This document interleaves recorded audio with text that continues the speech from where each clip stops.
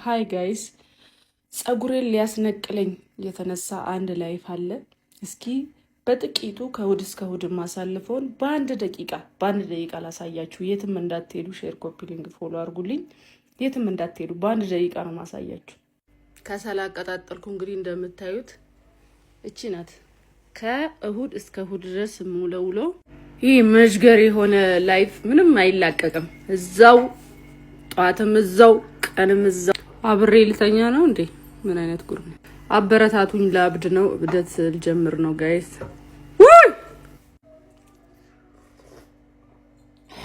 እንግዲህ እቺ ናት ውሎዬ። ለውዝ በላለሁ፣ ምንም ምግብ አልበላም፣ ቡናዬን እጠጣለሁ። ተመስገን አምላኬ ሆይ አንተ ይሄን ስላላሳጠኸኝ።